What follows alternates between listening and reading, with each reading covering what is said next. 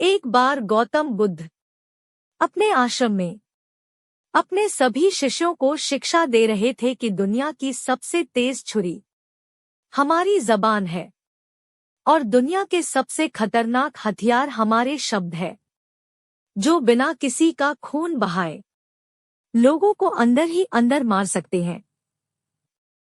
हमारे शब्द हमारी ताकत हो सकते हैं, लेकिन यह हमारी सबसे बड़ी कमजोरी भी हो सकते हैं। अगर हमें नहीं पता कि कब, कहां और क्या और कितना बोलना है, यदि हम सही समय पर, सही इरादे के साथ, सही शब्दों का प्रयोग करते हैं, तो यह हमें एक सफल व्यक्ति बनाता है। लेकिन अगर हम सही समय पर सही इरादे से सही शब्दों का इस्तेमाल नहीं करते तो यह हमारे जीवन को बदतर बना सकता है। तो दोस्तों, आज की स्टोरी के माध्यम से मैं आपको बताने वाली हूं कि चुप रहकर कैसे हम अपने जीवन को बदल सकते हैं। आपको चुप रहने की शक्ति का एहसास इस वीडियो में होने वाला है। जापान में एक बहुत ही प्रसिद्ध बौद्ध भिक्षुक रहा करते थे। उनका नाम रिसाई था। रिसाई अकेले रहते थे। दुनिया के शोर शराबे से दूर जंगल में वो रहते थे और वह बड़े ही ध्यानी और प्रभु भक्त व्यक्ति थे, इसलिए वह पूरे जापान में बहुत अधिक प्रसिद्ध थे। एक दिन एक राजकुमार रिसाई के पास आया और बोला, हे प्रिय भिक्षु, मैं हमेशा थका हुआ, निराश और परेशान महसूस करता हूँ। मेरा मन बहुत अशांत रहता है, हालांकि मेरे पास सब कुछ है, दौलत, शोहरत, सुख सुविधाएं, जो हर व्यक्ति चाहता है या पाने की इच्छा करता है, लेकिन फिर भी मेरे अंदर इतनी अशांति और चिंता क्यों है? रिसाई ने उसकी बात बहुत ही ध्यान पूर्वक सुनी और कुछ सोचने के बाद कहा, तुम इस प्रश्न का उत्तर जानते हो, बस तुमने कभी इस प्रश्न को हल करने की कोशिश नहीं की है। रिसाई ने आगे कहा, मैं एक रिसर्च करना चाहता हूँ, क्या तुम मेरा साथ उसमें दोगे? इस रिसर्च के बाद तुम्हारे जीवन में किसी भी तरह की अशांति और चिंता नहीं रहेगी। ये बातें सुनकर राजकुमार बहुत हैरान था। उसने रिसाई से कहा, बताइए मुझे क्या करना होगा? अपने मन की शांति के लिए मैं कुछ भी करने को तैयार हूँ। राजकुमार की इन्हीं बातों को सुनकर भिक्षु ने कहा, तो फिर आप अगले 15 दिन के आश्रम में रहोगे और एक सामान्य व्यक्ति की तरह अपना जीवन व्यतीत करोगे, और इन 15 दिनों में तुम अकेले और चुपचाप रहोगे, जितना हो सके कम बोलोगे। राजकुमार उस भिक्षु की बातें सुनकर सहमत था। पहले दिन राजकुमार को लगा कि उसका मन सामान्य से अधिक अशांत और विचलित है। उसके मन में तरह तरह के विचार आ रहे हैं और वह आम लोगों की तरह जीवन जीने में असहज महसूस कर रहा है। उसे अंदर से बोलने की इच्छा हो रही थी, लेकिन वह चुपचाप रहा। उसके मुंह से एक भी शब्द नहीं निकला, बस वह चुपचाप बैठा रहता। लेकिन रात होते होते उसे अंदर ही अंदर शांति का अनुभव होने लगा। उसके लिए यह अनुभव अजीब था। वह खुद से पूछ रहा था कि वह अंदर ही अंदर इतना खुश क्यों है और उसकी आंतरिक बेचैनी और चिंता कम क्यों होने लगी है। अगले दिन राजकुमार अकेला चुपचाप बैठा रहा और वह प्रकृति को निहार रहा।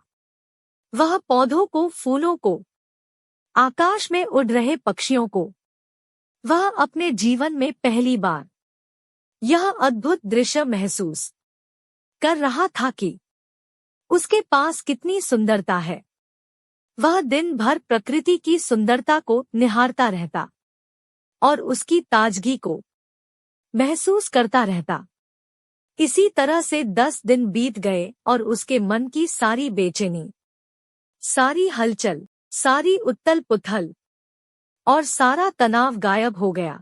11वें दिन की सुबह राजकुमार फिर से एकांत बैठ गया और कुछ ही मिनटों में उसकी आंखें अपने आप बंद हो गई और वह गहरे ध्यान में चला गया। वह पूरे दिन वहीं पर आंखें बंद के रहा और गहरे ध्यान में डूबा रहा। न शब्द, न कोई चिंता। राजकुमार भीतर से असीम शांति और आनंद से भर गया। राजकुमार अपने बाकी के 4 दिन इसी तरह गहरे ध्यान में व्यतीत करने के बाद 15 दिन बाद रिसाई के सामने प्रस्तुत हुआ। रिसाई को प्रणाम करके बोला, प्रिय भिक्षु, मुझे उत्तर मिल गया कि मेरे मन में इतनी उथल पुथल और चिंता क्यों थी। मैं जान गया कि मेरा मन इतना अशांत और विचलित क्यों था। रिसाई मुस्कुराते हुए पूछा, बताओ क्या उत्तर मिला तुम्हें? राजकुमार ने कहा, मैं आवश्यकता से अधिक बातें करता था। मैं किसी पर भी अपने शब्द और ऊर्जा व्यर्थ करता था। मैं दिन भर अपने लोगों से फालतू की बातें करता रहता और फिर उन्हीं के बारे में अकेले में सोचता रहता और ज्यादातर समय नकारात्मक ही सोचता रहता। बस अपना समय बर्बाद कर रहा था। ज्यादा बोलने और नकारात्मक सोचने की वजह से मेरा मन अशांत और बेचैन हो गया था और इसी वजह से मैं किसी भी काम को ठीक से नहीं कर पा रहा था, जिसकी वजह से मैं हर काम में असफल होने लगा और फिर इन्हीं लगातार मिलने वाली असफलताओं की वजह से ही मैं भी उदास और चिड़चिड़ा हो गया। इन्हीं सभी चीजों की वजह से मेरा जीवन नष्ट हो रहा था। लेकिन यहाँ पर बिताए हुए 15 दिन मेरे लिए पूरी तरह से अलग थे। मुझे कुछ अलग ही एहसास यहाँ पर हो रहा था। 11वें दिन की सुबह राजकुमार फिर से एकांत बैठ गया और कुछ ही मिनटों में उसकी आंखें अपने आप बंद हो गई और वह गहरे ध्यान में चला गया। वह पूरे दिन वहीं पर आंखें बंद के रहा और गहरे ध्यान में डूबा रहा। न शब्द, न कोई चिंता। राजकुमार भीतर से असीम शांति और आनंद से भर गया। राजकुमार अपने बाकी के 4 दिन इसी तरह गहरे ध्यान में व्यतीत करने के बाद 15 दिन बाद रिसाई के सामने प्रस्तुत हुआ। रिसाई को प्रणाम करके बोला, प्रिय भिक्षु, मुझे उत्तर मिल गया कि मेरे मन में इतनी उथल पुथल और चिंता क्यों थी। मैं जान गया कि मेरा मन इतना अशांत और विचलित क्यों था। रिसाई मुस्कुराते हुए पूछा, बताओ क्या उत्तर मिला तुम्हें? राजकुमार ने कहा, मैं आवश्यकता से अधिक बातें करता था। मैं किसी पर भी अपने शब्द और ऊर्जा व्यर्थ करता था।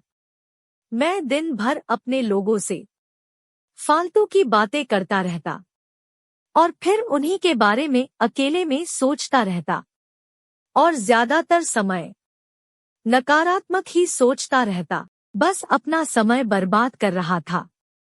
ज्यादा बोलने और नकारात्मक सोचने की वजह से मेरा मन अशांत और बेचैन हो गया था और इसी वजह से मैं किसी भी काम को ठीक से नहीं कर पा रहा था, जिसकी वजह से मैं हर काम में असफल होने लगा और फिर इन्हीं लगातार मिलने वाली असफलताओं की वजह से ही मैं भी उदास और चिड़चिड़ा हो गया। इन्हीं सभी चीजों की वजह से मेरा जीवन नष्ट हो रहा था। लेकिन यहाँ पर बिताए हुए 15 दिन मेरे लिए पूरी तरह से अलग थे। मुझे कुछ अलग ही एहसास यहाँ पर हो रहा था। अब मुझे ऐसा लग रहा है मैं अपना जीवन पूरी तरह से जी रहा हूँ, लेकिन इससे पहले मैं अपना जीवन गलत तरीके से जी रहा था। और मैंने यह भी सीखा कि हमें ध्यान करने की जरूरत नहीं है। ध्यान अपने आप होता है जब हम इस शांत और मौन होते हैं। ध्यान के पिछले कुछ दिनों के दौरान मैंने जो पहली चीज सीखी वह यह है कि जीवन के सबसे महत्वपूर्ण घटना स्वयं को जानना है।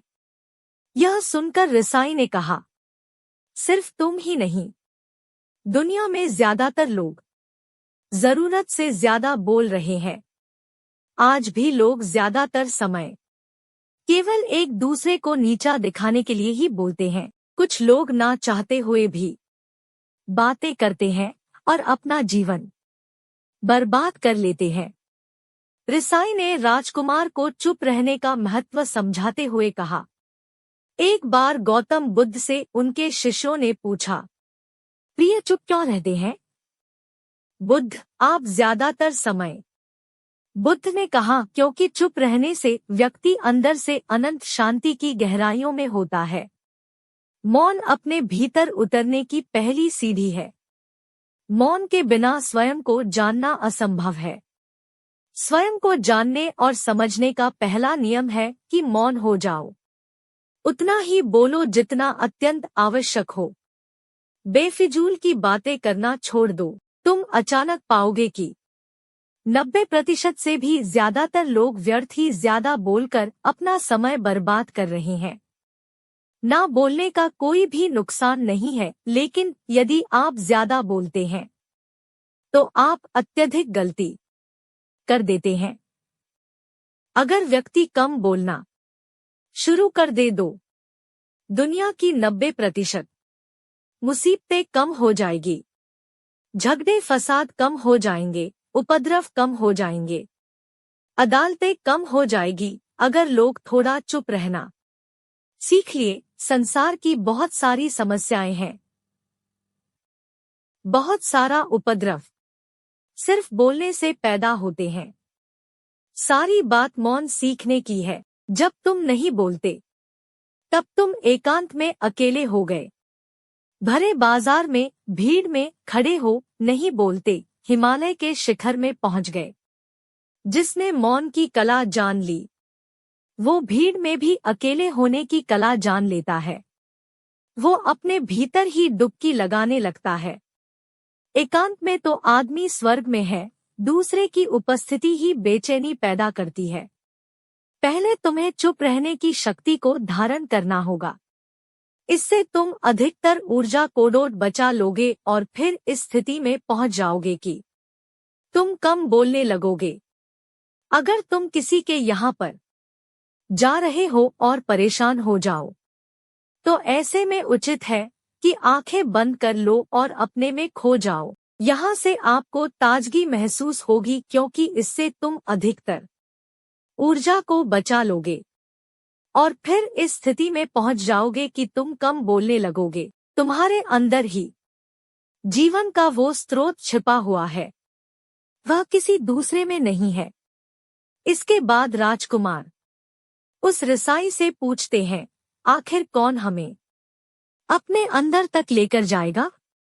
ये बातें सुनकर रसाई बुद्ध कहते हैं, तुम्हें स्वयं ही अपने अंदर उतरना होगा और वहीं से परम राज्य जीवन का आनंद ले पाओगे। आनंद का यहीं से जन्म हुआ है। यहीं से तुम मौत में डूब जाओगे। यही तुम्हारा सूरज उदय होगा और यहीं से अस्त होगा। इसी प्रकार तुम बार बार डुबकी लगाओ। जब भी तुम डुबकी लगाकर लौटोगे, वहां से तुम पाओगे फिर ताजगी भरी जीवन की नई संपदा मिलेगी। इस नई शक्ति के जन्म होने से तुम्हारी थकान गई, उदासी गई, चिंता गई। जैसे कोई स्नान करके लौटता है तो शरीर शीतल हो जाता है, शांत हो जाता है। ऐसे ही जब कोई भीतर से साफ होकर वापस आता है, मौन में स्नान करके लौटता है, तो समस्त अस्तित्व, समस्त व्यक्तित्व शांत और मौन हो जाता है, आनंदित हो जाता है। जब तुम आंतरिक मौन की उस पराकाष्ठा पर पहुंच जाओगे, तब तुम पाओगे कि बोलने से भी तुम्हारा मौन खंडित नहीं होता, वो बना ही रहता है। मुझे प्रेरित करने के लिए मेरे चैनल को लाइक और शेयर करें, और यदि आप मेरे चैनल पर नए हैं तो सब्सक्राइब करना न भूलें। धन्यवाद। राधे राधे।